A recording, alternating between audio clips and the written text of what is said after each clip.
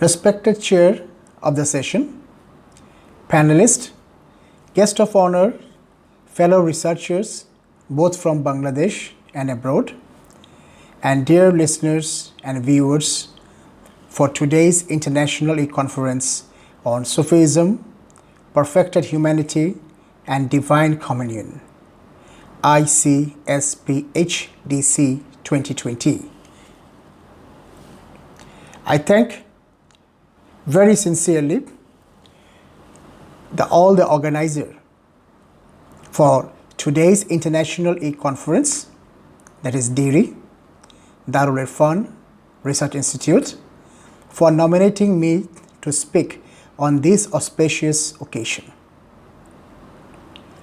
My keynote is compiled to focus on traveling through timeline, Sufism belief and practices. I myself, Professor Dr. Asif Mahabub Karim, founder and honorary chief advisor, Gara Global, Malaysia, take this opportunity to start today's keynote. Assalamu alaikum. Sufism, mystical Islamic belief and practice in which Muslims seeks to find the truth of divine love and knowledge through direct personal experience of God. It consists of a variety of mystical paths that are designed to ascertain the nature of humanity and of God, and to facilitate the experience of the presence of divine love and wisdom in the world. Islamic mysticism is also called tasawwuf, literally to dress in wool in Arabic, but it has been called Sufism in Western languages since the early 19th century. An abstract word, Sufism, derives from the Arabic term of a mystic Sufi, which is in turn derived from suf, that is wool, plausibly a reference to the woolen garment of early Islamic ascetics. The Sufis are also generally known as the poor, fuqara, plural of the Arabic fakir, in Persian darwish, whence the English word fakir and dervish. Though the roots of Islamic mysticism formerly were supposed to have stemmed from various non-Islamic sources in ancient Europe and even India, it now seems established that the movement grew out of early Islamic asceticism that developed as a counterweight to the increasing worldliness of the expanding Muslim community. Only later were foreign elements that were compatible with mystical theology and practices adapted and made to conform to Islam. By educating the masses and deepening the spiritual concerns of the Muslims, Sufism has played an important role in the formation of Muslim society. Sufi vocabulary is important in Persian and other literatures related to it, such as Turkish, Urdu, Sindhi, Pashto, and Punjabi. Through the poetry of these literatures, mystical ideas spread widely among the Muslims. In some countries, Sufi leaders were also active politically. Let's look into the history. Islamic mysticism had several stages of growth, including 1. The appearance of early aestheticism. 2. The development of a classical mysticism of divine love. And 3. The rise and proliferation of fraternal orders of mystics. The first stage of Sufism appeared in pious circle as a reaction against the worldliness of early Umayyad period between 661 to 749. In these early centuries, Sufi thought was transmitted in small circles. Some of the sheikhs, Sufi mystical leaders or guides of such circles were also artisans. In the 10th century, it was deemed necessary to write handbooks about the tenet of Sufism in order to soothe the growing suspicions of the orthodox. The compendiums, composed in Arabic by Abu Talib Maki, Sharaj, and Kalabadi in the late 10th century, and by Qushayri and in Persian by Hujviri in the 11th century, reveal how these authors tried to defend Sufism and to prove its orthodox character. It should be noted that the mystics belong to all schools of Islamic law and theology of all the times. Now let's come to our main theme today for the keynote, is traveling through timeline. Slightly later, mystical orders, fraternal groups centering around the teaching of a leader founder began to crystallize.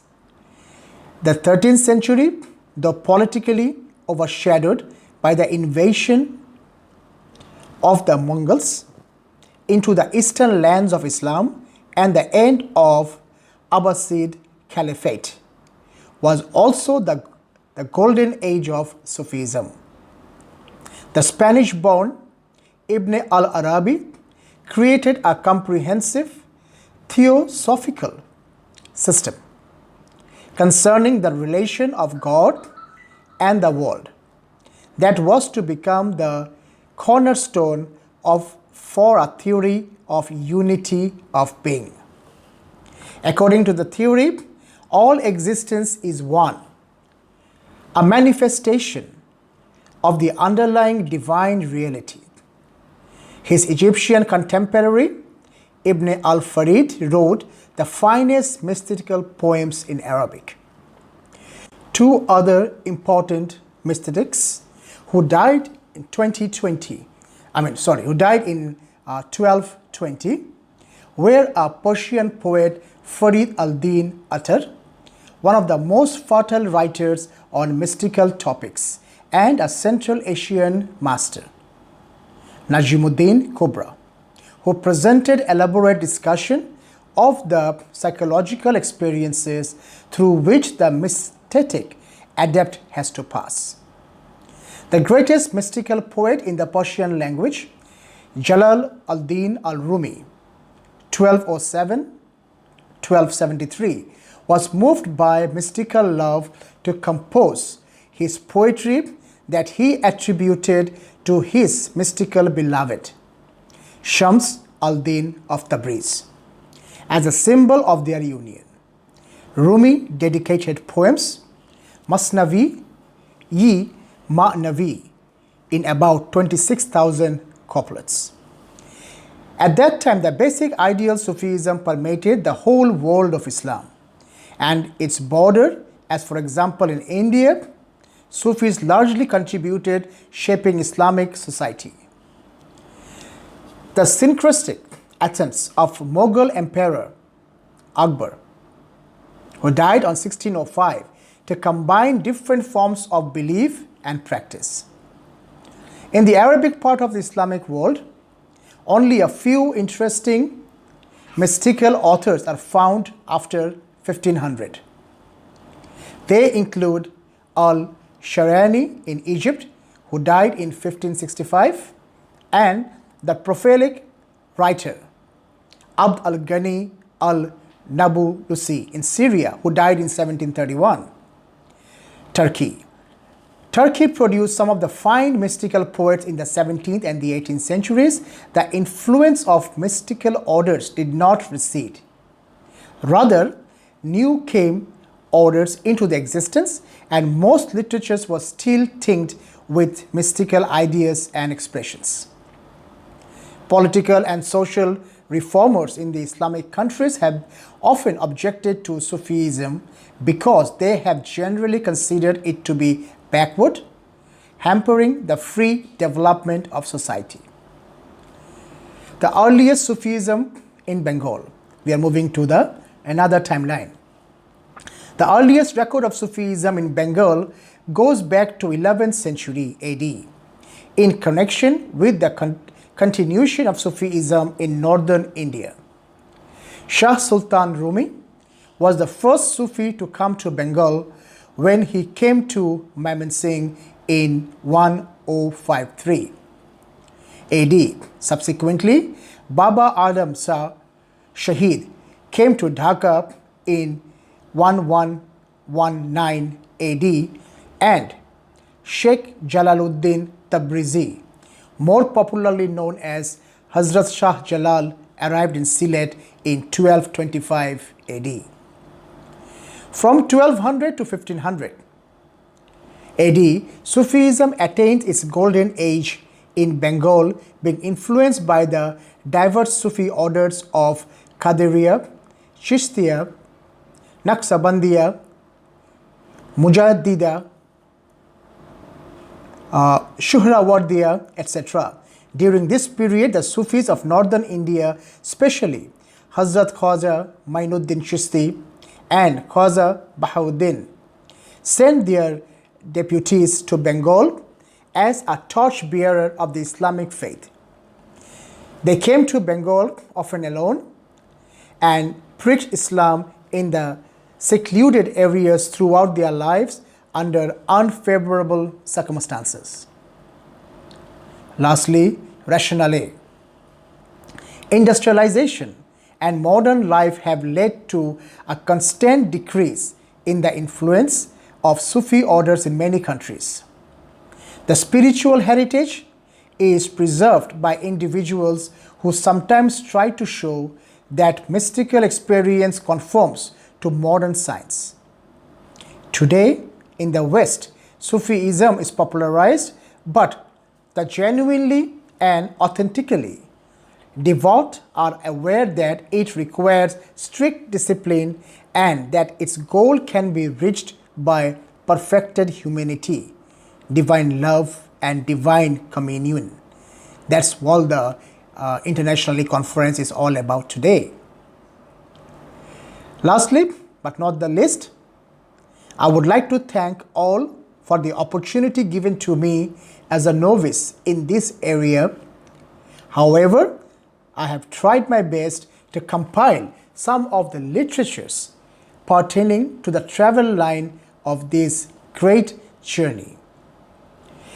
So, and I'm looking forward to the great global researchers, festivals, or we may say carnivals.